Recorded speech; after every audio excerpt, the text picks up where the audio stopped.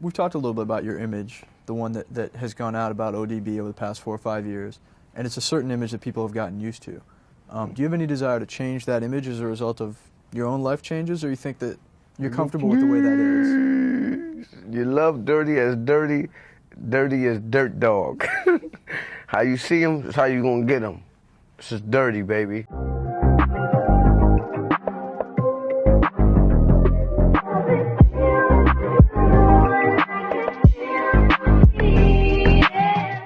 When I look at Old Dirty Bastard's prison and post-prison experience, it really makes me sad. The pain I see in his eyes when I watch interviews of him talking about his experiences are almost hard to watch.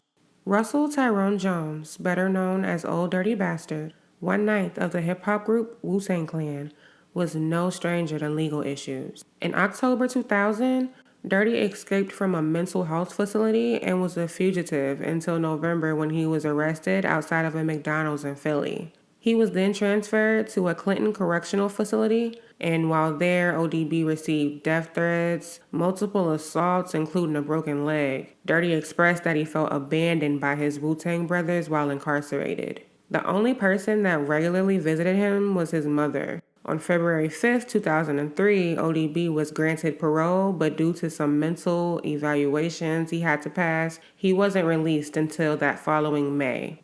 After being released, things started to look up for him. He was signed to Rockefeller Records and was doing pretty good while on parole. Eventually, ODB returned to his erratic behavior due to drug use or mental instability. It was reported in 2003 that he was diagnosed with schizophrenia. On November 13, 2004, 2 days before his 36th birthday, Old Dirty Bastard died from a drug overdose. ODB's story sheds light on people who have been abandoned during a time when they needed someone the most. We all know that he was a black sheep and the most outspoken one. Those are the ones that need protection the most. Mental illness can sometimes be taken as a joke by friends and family members, but it's nothing to overlook.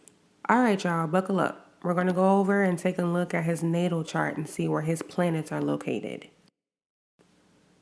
So off top, I can see that he has 2 stelliums in his chart. A stellium is when there are at least 2 planets in the same sign. His Scorpio stellium includes the Sun, Mercury, and Neptune. Very watery. Having a water sun seems so backwards, right? The Sun, that is a hot element in a water constellation. Everyone knows how emotional water signs can be, but Scorpio gives a mysterious aspect to it, which can add to his quirky, I don't give a fuck attitude.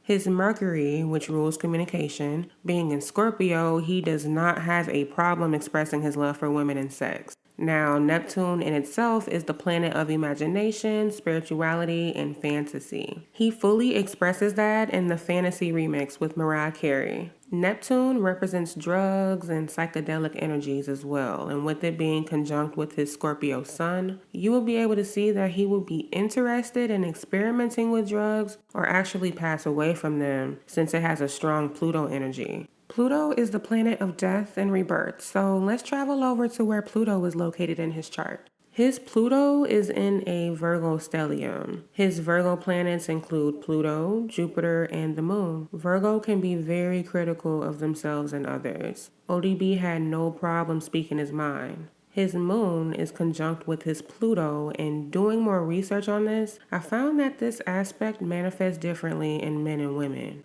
In men, this can cause them to be emotionally dependent on their mother and be a mama's boy, which was totally true for ODB. Now, I don't usually talk about degrees, but I will today because his Jupiter is in 29 degrees. 29 is a Leo number. It's a Leo degree. So as we know, Leo represents celebrity status, and Jupiter is the planet of expansion. Big money, big fame. He has a lot of Jupiter aspects actually, but this one that sticks out to me the most is his Jupiter squaring Venus. Venus can represent money as well and abundance. And his Venus is in Capricorn, and I'm cackling because Caps can be cheap as hell. And I can never forget when he was in his limo talking about the food stamps that he still receives. Like, he was full blown in his celebrity status and he was still receiving food stamps and had no problem with that.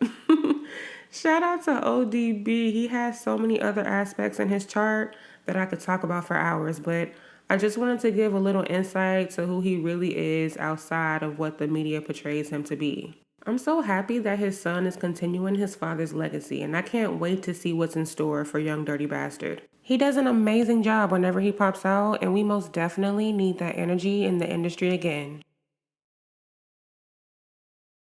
I love all, you know what I mean? To me, I'm a dirty white boy. You cut my skin, boy, the first thing you see is white meat. You see blood, so it's all good.